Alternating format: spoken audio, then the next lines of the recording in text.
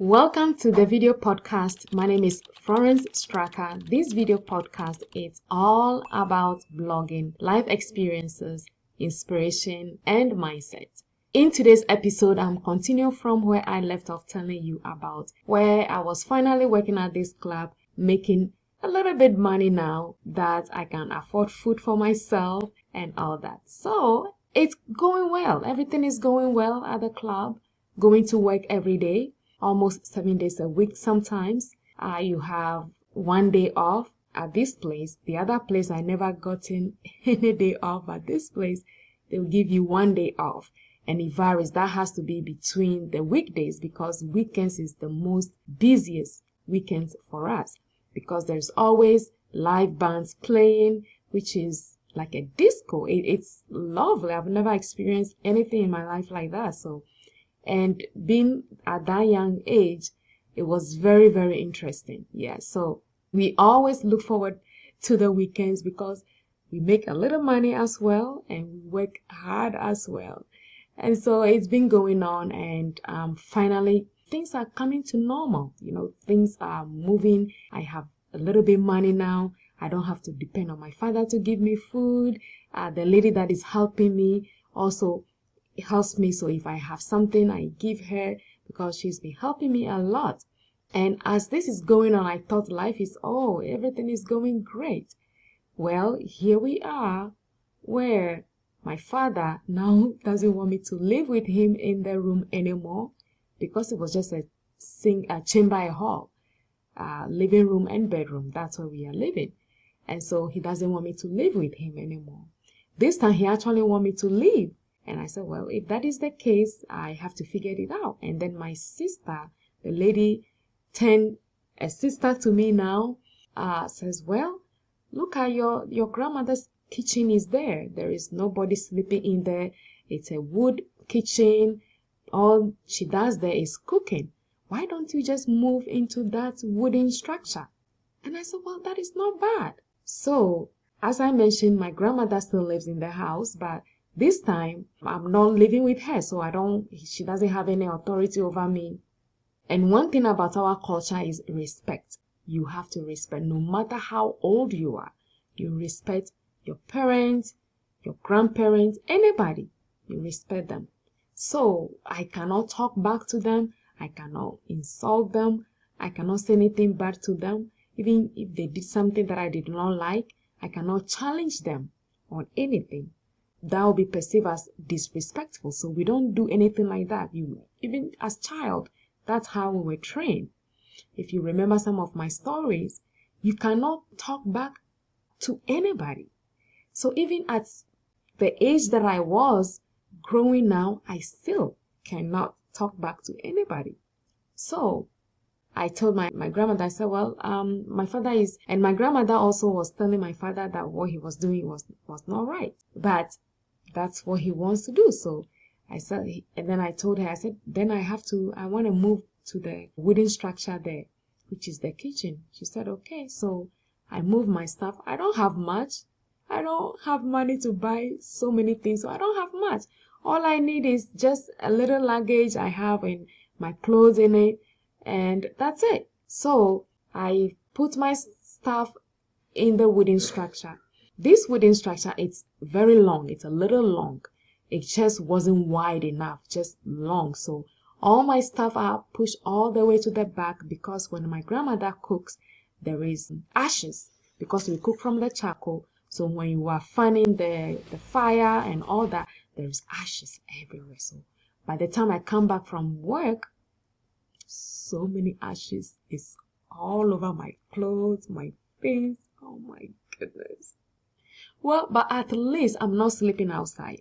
So what I did was I got a big towel or a curtains and then I cover my whole stuff. I have 2 of them.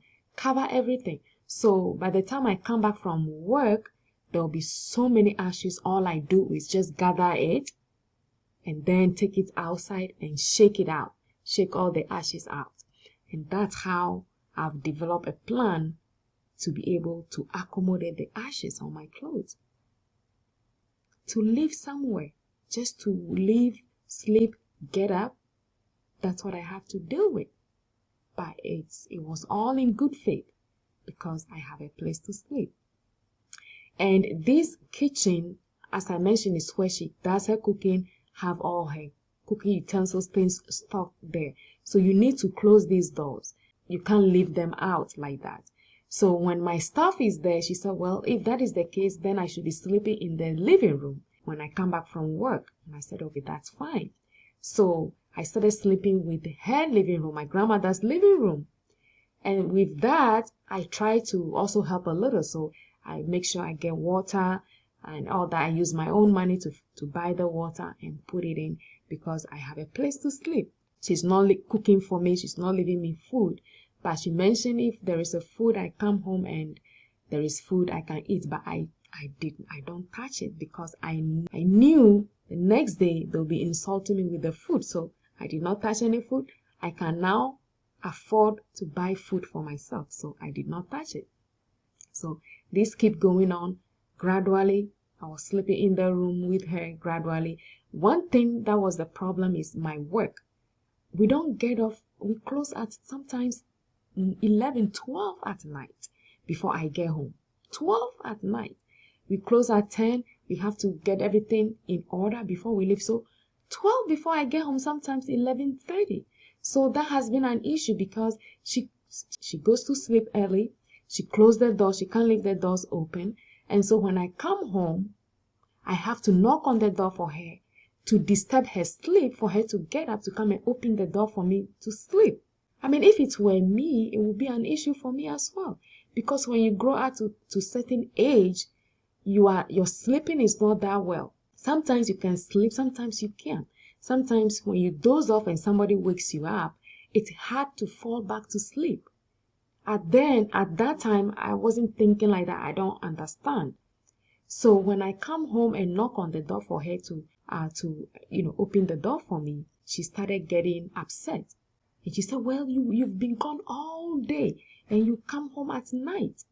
And I told her what I do require me to stay out that long. I've been out. I left the house all day because work starts at 12. We open at 12, but we have to be there early to get the place situated. So I leave the house at 8 and be there throughout the night, all the way to 11. And this is what is feeding me. I can't stop. I can't go and look for another job right now. No. So that has been an issue. So then if that is the case, that is where we have decided that then I should rather be sleeping with where my stuff are, the kitchen. So then I can have a spare key for the kitchen. So I don't have to come home and wake her up. So that has worked really well for me now. Now, when I come home, I open the kitchen door, I go asleep. That's it. And so already that's where my stuff are.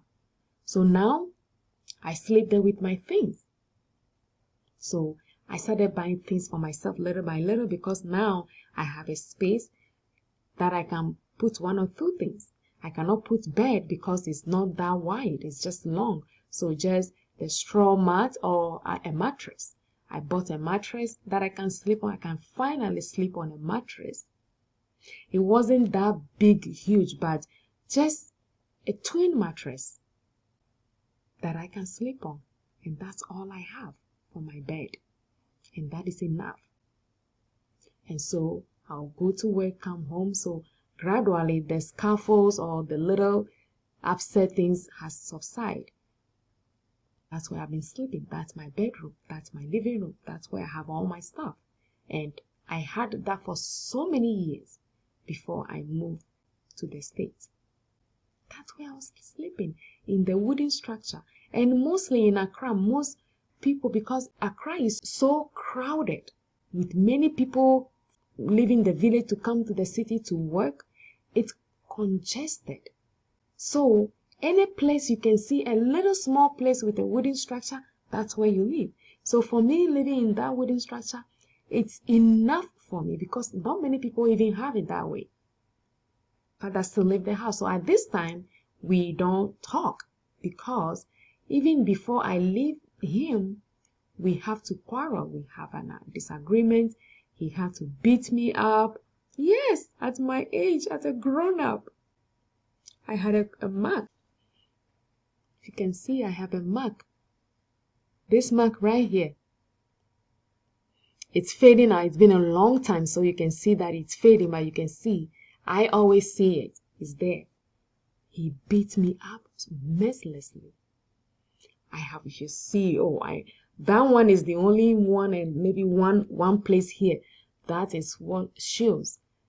The rest were just little ones. So with many years, they have disappeared. But this one actually sticks.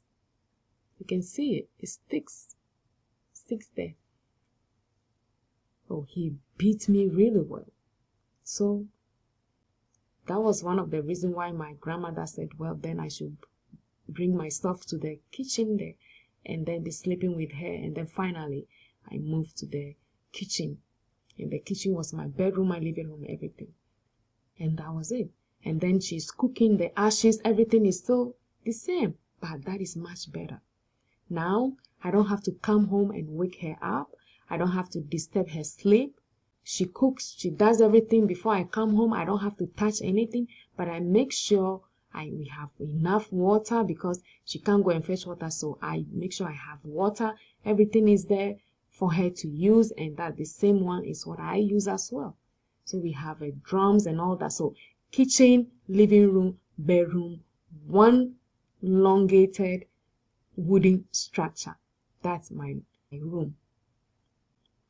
So what I do, routine, I wake up very early, make sure I sweep the house. The whole house is the compound house because many people are living there. I sweep the whole house, make sure I clean the bathroom because we all use the same bathroom.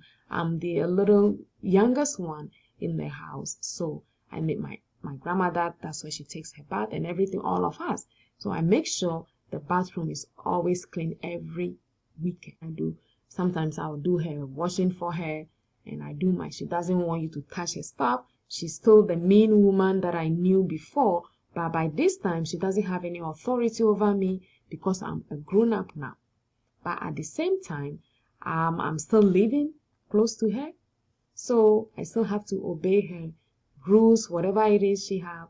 So when living in that wooden structure, saves me a lot, so I don't have to deal with her during the day. I'm gone.